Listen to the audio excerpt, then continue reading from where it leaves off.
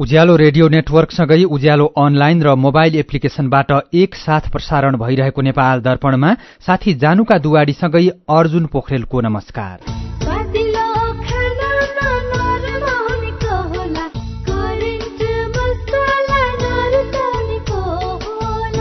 नेपाल दर्पणको साथमा करेन्ट मसला र करेन्ट चिया, स्वादको झट्का।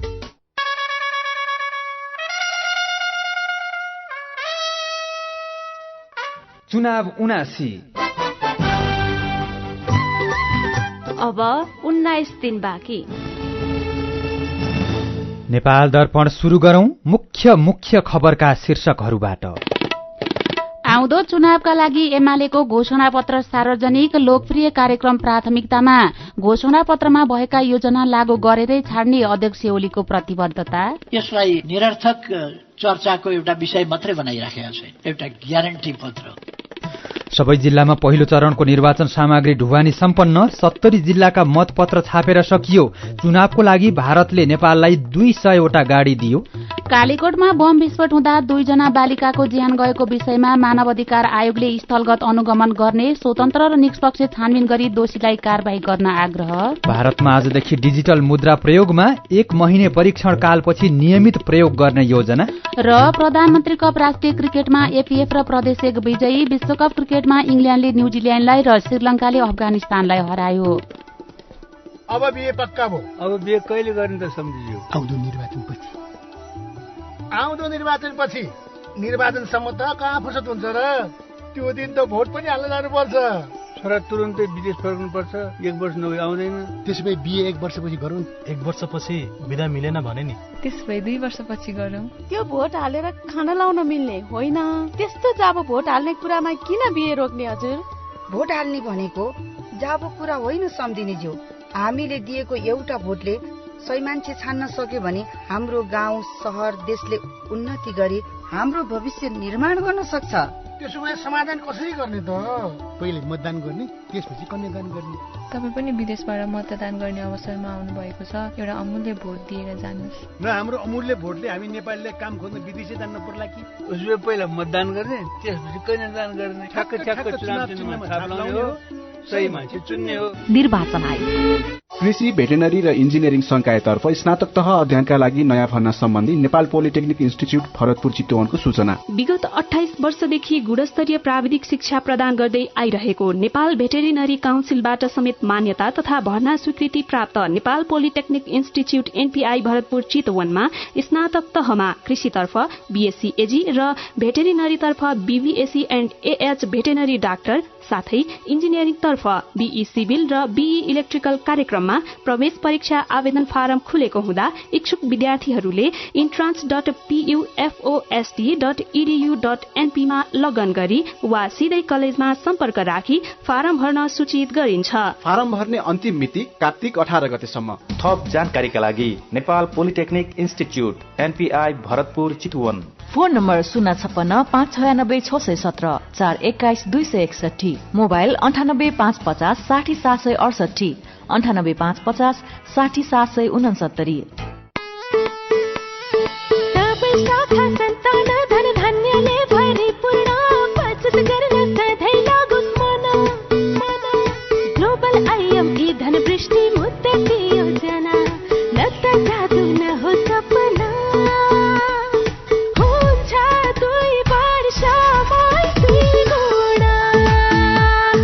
हजुर, ग्लोबल आयामी धनवृष्टि मुद्दती योजना निरन्तर बचत गर्ने बानीलाई प्रोत्साहन गर्दै प्रारम्भिक रकमको 10% त्रैमासिक रूपमा अन्तिम त्रैमास बाहेक जम्मा गर्दा प्रारम्भिक रकमको 2 गुणा 2 वर्षमै प्राप्त गर्न सकिने ग्लोबल आयामी ब्याङ्क, सबैका लागि ब्याङ्क। नेपाल दर्पणमा अब खबरको सिलसिला। मंसिर 4 गते हुने चुनावको लागि नेकपा एमाले चुनावी घोषणापत्र सार्वजनिक गरेको छ। आज काठमाडौँको याक एण्ड एती होटलमा अध्यक्ष केपी शर्मा ओलीले डिजिटल प्रविधिबाट आउँदो प्रतिनिधि सभा र प्रदेश सभा चुनावको लागि पार्टीको घोषणापत्र सार्वजनिक गर्नुभएको हो। घोषणापत्रमा पार्टीले अघि सारेको समृद्ध नेपाल, सुखी नेपालीको राष्ट्रिय संकल्पलाई निरन्तरता दिइएको छ। घोषणापत्रमा सुशासन, विकास, समृद्धि र स्वाधीनता 4 संकल्प व्यक्त गरिएको छ। एमाले अबको 5 वर्षमा गर्ने 20 वटा कामलाई ग्यारेन्टीको रूपमा लिएको छ। यस्तै नागरिकताको समस्या 6 महिनाभित्र समाधान गर्ने घोषणापत्रमा उल्लेख गरिएको छ। घोषणापत्र सार्वजनिक समारोहमा अध्यक्ष ओलीले उल्लेख भएका सबै कुरा कार्यान्वयन गरेरै छाड्ने भएकोले यसलाई ग्यारेन्टी पत्र भन्दा पनि फरक नपर्ने बताउनुभयो। हामी रेस्पोन्सिबल भएर उत्तरदायी भएर यसको भुक्तानी गर्न तयार छौं। आफ्नो वचन मात्रै होइन, वचन एक्सनका लागि, हाम्रो कमिटमेन्ट एक्सन मार्फत गोल एचिभ गर्नका लागि हो। तसर्थ हामी यसलाई निरर्थक चर्चाको एउटा विषय मात्रै बनाइराखेका छैन, एउटा ग्यारेन्टी पत्र हो। यो जिम्मा जमानी ढितो केही नभएको, पृष्ठभूमिमा केही नभएको, कोही जवाफदेही नभएको भनिदिएको एउटा कागजको खोस्टो होइन। एमालेको घोषणापत्रमा धेरै लोकप्रिय कार्यक्रम समावेश छन्, जसमा एमालेले निरोगी नेपाल सबल नागरिकको नीति अघि बढाउने उल्लेख गरेको छ। यस अन्तर्गत 60 वर्षभन्दा माथिका नागरिकको लागि उच्च रक्तचाप, मधुमेहको परीक्षण तथा औषधि निशुल्क उपलब्ध गराइने कुरा उल्लेख गरिएको छ। सुरक्षित महिनावारी कार्यक्रमको लागि महिनावारी हुने उमेर समूहका देशभित्रका सम्पूर्ण महिलाको लागि गुणस्तरीय स्यानिटरी प्याड तथा अन्य वैकल्पिक साधन खरिदको निम्ति वार्षिक 1500 रुपियाँ उपलब्ध गराइने उल्लेख छ। यस्तै श्रमिकको न्यूनतम मासिक तलब 25,000 रुपियाँ पुर्याउने, नेपालीको प्रति व्यक्ति आय $2400 पुर्याउने, 5 वर्षमा 25 लाख नयाँ रोजगारी सृजना गर्ने, 5 वर्षमा 60 लाख जनालाई सामाजिक सुरक्षाको दायरामा ल्याउने लगायतका योजना पनि घोषणापत्रमा उल्लेख छन्। 5 वर्षमा नेपालको अर्थतन्त्रको आकार 1 खर्ब रुपियाँको पुर्याउने एमालेको दाबी छ। यस्तै सबै परिवारलाई 2 वर्षभित्र मासिक 10,000 लिटर निशुल्क पानी, वर्षायाममा 50 युनिट बिजुली निशुल्क, वर्षायामको सिँचाइको बिजुली महसुलमा 50% छुट, 2 वर्षभित्र सबै पालिकाको केन्द्र जोड्ने पक्की सडक, सबै शहरमा बिजुली र इन्टरनेटका तार भूमिगत लगायतका विषय पनि एमालेले घोषणापत्रमा समावेश गरेको छ। सत्तारूढ गठबन्धनमा आबद्ध नेपाली कांग्रेस, नेकपा माओवादी केन्द्र, नेकपा एकीकृत समाजवादी लगायतका दलले यसअघि नै आफ्नो चुनावी घोषणापत्र सार्वजनिक गरिसकेका छन्। सर्वोच्च अदालतले ललितपुर क्षेत्र नम्बर 3 मा राष्ट्रिय स्वतन्त्र पार्टीकी उम्मेद्वार डाक्टर तोसीमा कार्कीको उम्मेद्वारी तत्काल खारेज नगर्न निर्वाचन आयोगलाई अन्तरिम आदेश दिएको छ। न्यायाधीश कुमार चुडालको एकल इजलासले कार्कीको उम्मेद्वारी खारेज गर्ने निर्णय तत्काल कार्यान्वयन नगर्न निर्वाचन आयोगको नाममा अन्तरिम आदेश जारी गरेको सर्वोच्च अदालतका सूचना अधिकारी देवेन्द्र ढकालले जानकारी दिनुभयो। नेपाल मेडिकल काउन्सिलको सदस्य रहेकी कार्कीलाई लाभको पदमा कायम रहेको भन्दै निर्वाचन आयोगले गएको शनिबार उम्मेद्वारी खारेज गरिदिएको थियो। आयोगको निर्णय विरूद्ध कार्कीले हिजो सर्वोच्च अदालतमा रिट दिनुभएको थियो। यस्तै सर्वोच्च अदालतले रूपन्देही क्षेत्र नम्बर 2 मा हाम्रो नेपाली पार्टीको तर्फबाट उम्मेद्वार बनेका डाक्टर कमल भूषालको उम्मेद्वारी भने खारेज गरेको छ। सर्वोच्चले निर्वाचन आयोगको निर्णयलाई सदर गरेसँगै निकोलस भनिने कमल भूषालको उम्मेद्वारी खारेज भएको छ। रूपन्देही 2 मा सत्ता गठबन्धनको तर्फबाट उम्मेद्वारी दिएका राजु गुरुङको उम्मेद्वारी यस अगाडि नै खारेज भइसकेको छ। यसैबीच आउँदो मंसिर 4 गते हुने चुनावको लागि सबै जिल्लामा पहिलो चरणको निर्वाचन सामग्रीको ढुवानी कार्य सम्पन्न भएको छ। यी मध्ये डोल्पा, मुगु, जुम्ला, हुम्ला, बाजुरा, गोरखा, मनाङ र सिन्धुली जिल्लालाई भने आवश्यक पर्ने सम्पूर्ण सामग्री ढुवानी भइसकेको निर्वाचन आयोगले जनाएको छ। बाँकी जिल्लामा थप सामग्री दोस्रो चरणमा लग्ने कार्यक्रम छ। दोस्रो चरणमा धेरै जनसंख्या र निर्वाचन क्षेत्र भएका तराईका जिल्लामा सामग्री ढुवानी गरिने आयोगले जनाएको छ। यसैबीच आउँदो चुनावको लागि प्रत्यक्षतर्फ 60 जिल्लाको मात्र मतपत्र छपाई हुन बाँकी रहेको निर्वाचन आयोगले जनाएको छ। समानुपातिक निर्वाचन प्रणालीतर्फको सबै मतपत्र छपाई सम्पन्न भएर सबै जिल्लामा ढुवानी समेत भइसकेको छ। प्रत्यक्षतर्फ भने अब काठमाडौँ, ललितपुर, भक्तपुर, बारा, धनुषा, सर्लाही र रौतहट जिल्लाको मतपत्र मात्रै छपाई हुन बाँकी रहेको छ। निर्वाचन आयोगले मंसिर 4 गते हुने प्रतिनिधि सभा र प्रदेशसभा सदस्यको चुनावका लागि जारी निर्वाचन आचार संहिता उल्लंघन विरूद्ध परेका उजुरीका आधारमा आज एकै दिन 9 जनालाई स्पष्टीकरण सोधेको छ। आयोगले लाभको पदमा रहेका व्यक्ति, चुनावका उम्मेद्वार, स्थानीय जनप्रतिनिधि, शिक्षक तथा सरकारी कर्मचारी समेतलाई 24 घण्टाभित्र स्पष्टीकरण दिन बेग्ला बेग्लै पत्र पठाएको हो। आज सप्तरीको राजविराज नगरपालिकाका शाखा अधिकृत मनोज कुमार यादव, राष्ट्रिय भूमि आयोग पर्वतका अध्यक्ष उदय सुवेदी, पर्वतको जलजला गाउँपालिकाका अध्यक्ष राजु आचार्य र पर्वतकै कुष्मा नगरपालिका 9 का अध्यक्ष राम शर्मा लामिछानेलाई आचार संहिता उल्लंघन गरेको भन्दै स्पष्टीकरण सोधेको छ। यस्तै नेपाली कांग्रेसको तर्फबाट पर्वतका प्रतिनिधि सभा सदस्यका उम्मेद्वार अर्जुन प्रसाद जोशी, नवलपरासी, बर्दाघाट, सुस्ता पूर्वको सरस्वती माध्यमिक विद्यालयका शिक्षक कृष्ण तिवारी र पर्वतको नारायणी माध्यमिक विद्यालयका शिक्षक सुवन्तराज सुवेदीलाई पनि स्पष्टीकरण सोधेको छ। अहिलेसम्म 150 वटा उजुरी परेकोमा झण्डै 60 वटा स्पष्टीकरण सोधिसकेको आयोगले जनाएको छ। चुनावमा प्रयोग गर्न भारतले नेपाललाई 200 वटा गाडी उपहार स्वरूप प्रदान गरेको छ। आज अर्थ मन्त्रालयमा नेपाल सरकारलाई भारत सरकारले 200 वटा गाडी प्रदान गरेको हो। एक कार्यक्रमका बीच अर्थमन्त्री जनार्दन शर्माले नेपालका लागि भारतीय राजदूत नवीन श्रीवास्तवबाट उपहार स्वरूप गाडीका चाबी ग्रहण गर्नुभयो। गाडी हस्तान्तरण कार्यक्रममा भारतीय राजदूत श्रीवास्तवले 200 वटा गाडी मध्ये 120 वटा सुरक्षा निकायले र बाँकी 80 वटा निर्वाचन आयोगको प्रयोगको लागि दिएको बताउनुभयो। उहाँले भारत सरकारले नेपालमा हुने हरेक चुनावमा गाडी सहयोग गर्दै आएको स्मरण गर्दै अहिलेसम्मका चुनावमा 2400 वटा भन्दा धेरै गाडी सहयोग गरिसकेको जानकारी दिनुभयो। राष्ट्रिय मानवाधिकार आयोगले 2 जना बालिकाको ज्यान जाने गरी कालीकोटमा भएको बम विस्फोटको घटनाको अनुगमन गर्ने भएको छ। आयोगले आज विज्ञप्ति निकालेर घटनाको बारे स्थलगत अनुगमनका लागि टोली पठाएको जनाएको हो। कालीकोटको तिलागुफा नगरपालिका 10 मा यही कार्तिक 12 गते भएको बम विस्फोटमा 2 जना बालिकाको ज्यान गएको थियो भने 3 जना बालबालिका घाइते भएका थिए। यस्तै आयोगले यस्ता घटनालाई संवेदनशील रूपमा लिई स्वतन्त्र र निष्पक्ष छानबिन गरी दोषीलाई कानूनी दायरामा ल्याउन आग्रह गरेको छ। यस्तै पीड़ितलाई राहत तथा क्षतिपूर्तिको व्यवस्था गर्न, घाइते बालबालिकाको निशुल्क र प्रभावकारी उपचारको व्यवस्था गर्न र आउँदा दिनमा यस्ता प्रकारका घटना नदोहोरिने वातावरणको सुनिश्चितता गर्न तथा व्यक्तिको जीवनको अधिकार संरक्षण गर्ने गराउने कार्यमा संवेदनशील हुन आयोगले सरकार र सम्बन्धित निकायलाई आग्रह समेत गरेको छ। सीधा कुरा प्रष्ट विचार, यो हो उज्यालो रेडियो नेटवर्क। नेपाल दर्पणमा कुराकानीसँगै खबरको सिलसिला बाँकी नै छ, सुन्दै गर्नुहोला। एचआईभी का बारेमा खुलेर कुरा गरौं। सँगै बस्दा, खाँदा, पढ्दा र सँगै खेल्दा कुनै कीरा वा लामखुट्टेले टोक्दा एचआईभी सर्दैन। हात मिलाउँदा, अंकमाल गर्दा तथा चुम्बन गर्दा, एउटै चर्पी प्रयोग गर्दा र अरूको लुगा लगाउँदा एचआईभी सर्दैन। समयमै उपचार गरेमा एचआईभी संक्रमित पनि स्वस्थ व्यक्ति सरह बाँच्न सक्छन्। त्यसैले नियमित औषधिको सेवन गरौं र स्वस्थ जीवन बाँचौं। एचआईभी को औषधि एआरभी हरेक सरकारी अस्पतालमा निशुल्क पाइन्छ।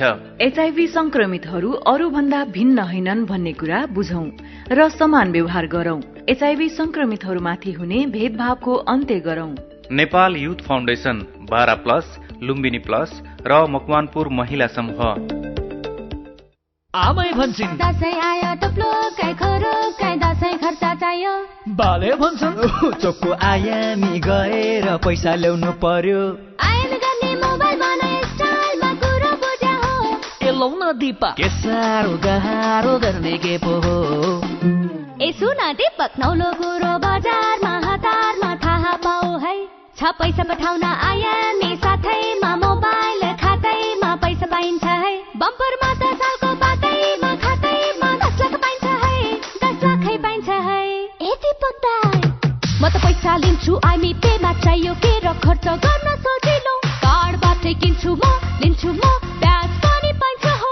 विदेशबाट आएको रकम welcome to IME pay wallet. IME pay भए चाहियो के छ सबै सेट।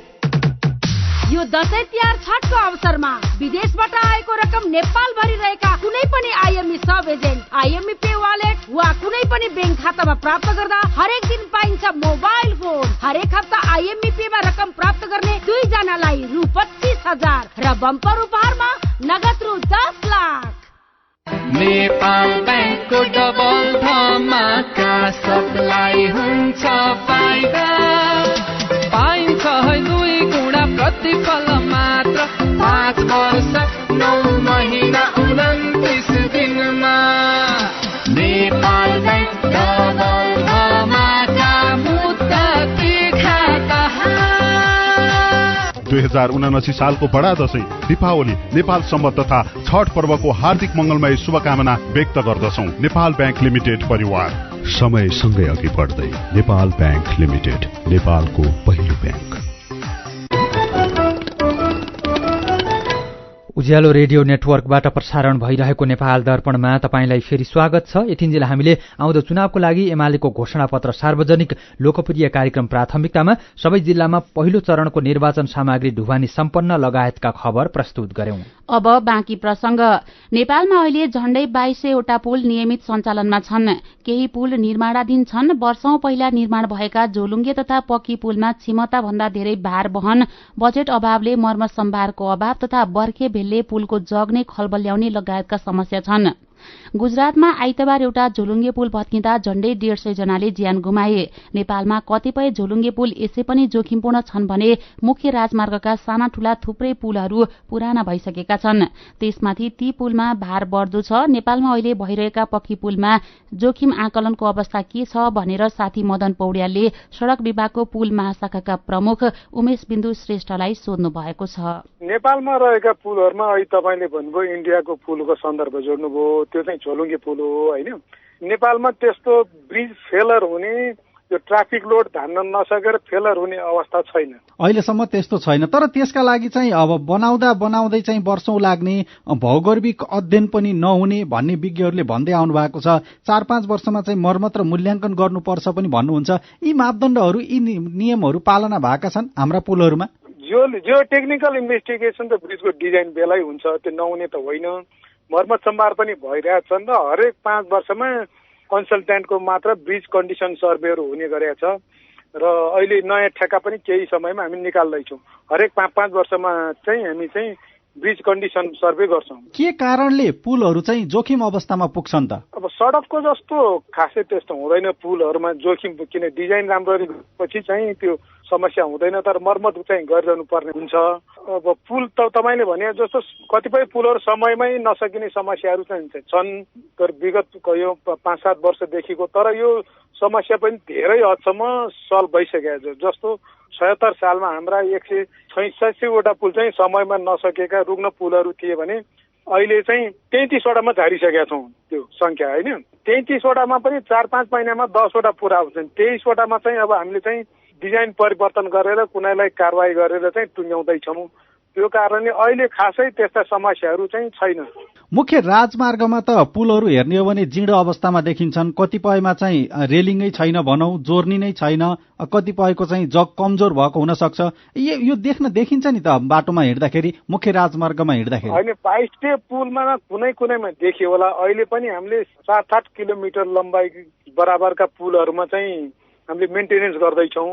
त्यो डिभिजनहरूले पनि फेरि मेन्टेनेन्स गर्दैछन् होइन। रेगुलर मेन्टेनेन्स बाहेक पनि विशेष मेन्टेनेन्सहरू गरिरहेछौँ।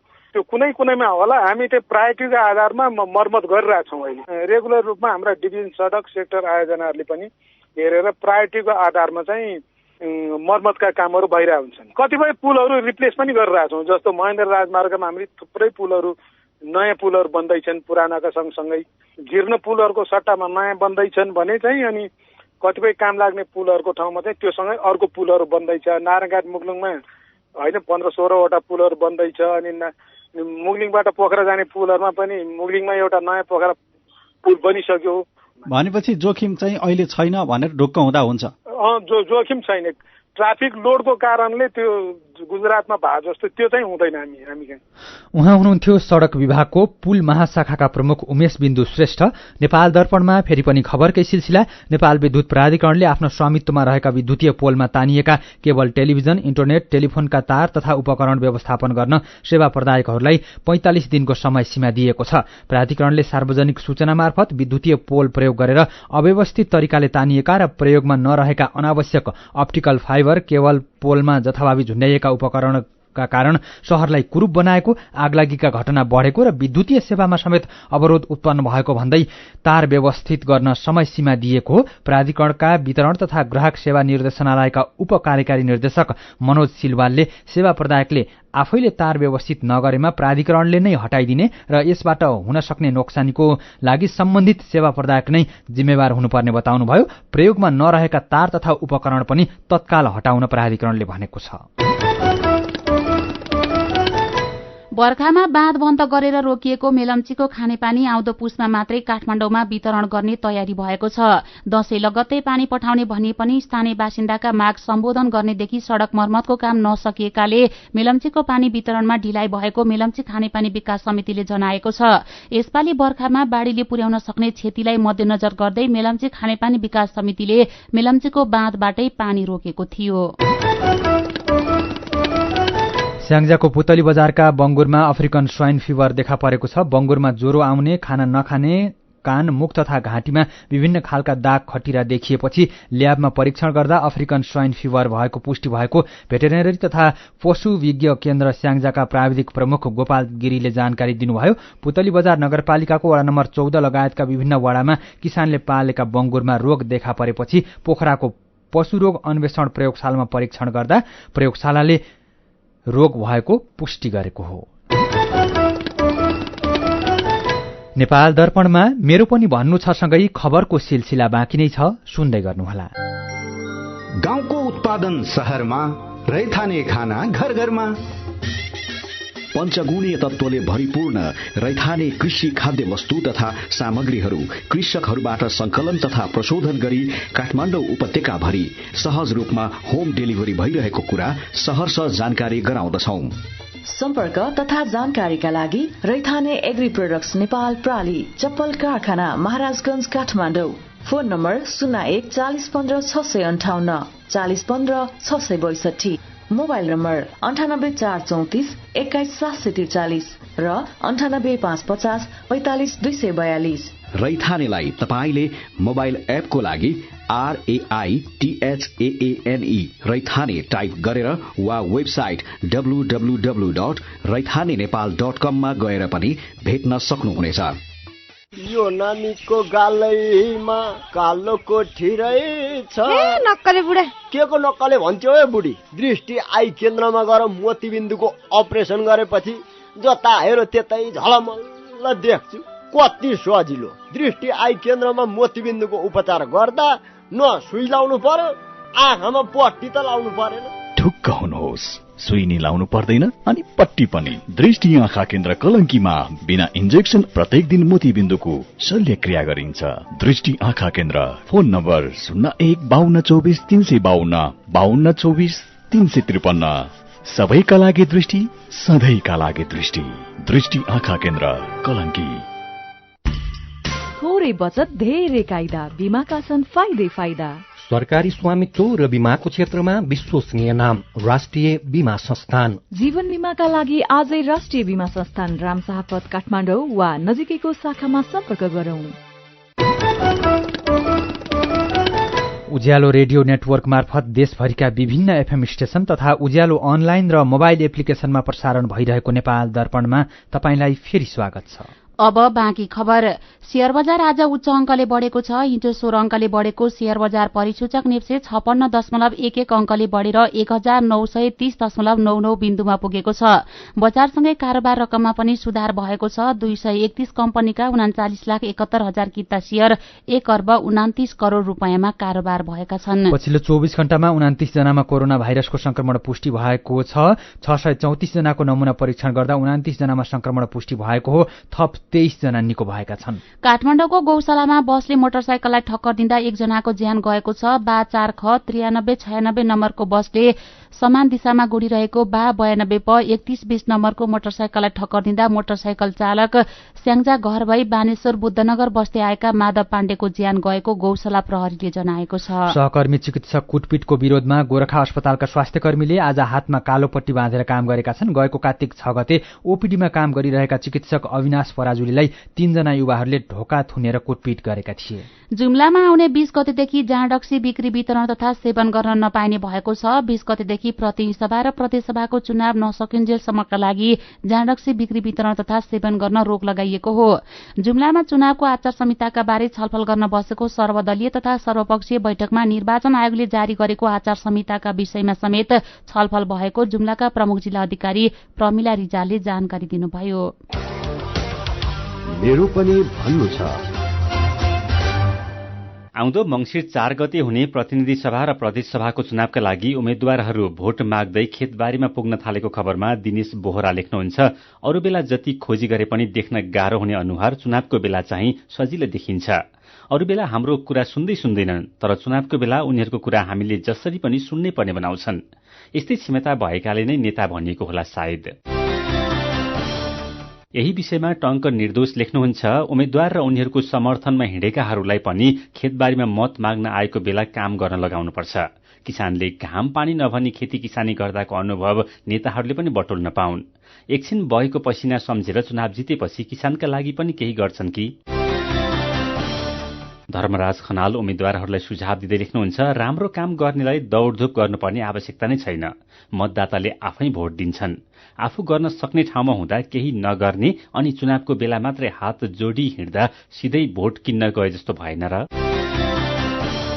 नेपाल विद्युत प्राधिकरणले आफ्नो स्वामित्वमा रहेका बिजुलीका पोलमा तानिएका केबल टेलिभिजन, इन्टरनेट, टेलिफोनका तार तथा उपकरणहरू व्यवस्थापन गर्न सेवा प्रदायकलाई 45 दिनको समय सीमा दिएको खबरमा रामजी तिमल सिन्हा भन्नुहुन्छ, साँच्चै शहर व्यवस्थित गर्न चाहेको हो भने यतिले मात्र पनि पुग्दैन, अझै कडा चेतावनी दिनुपर्छ।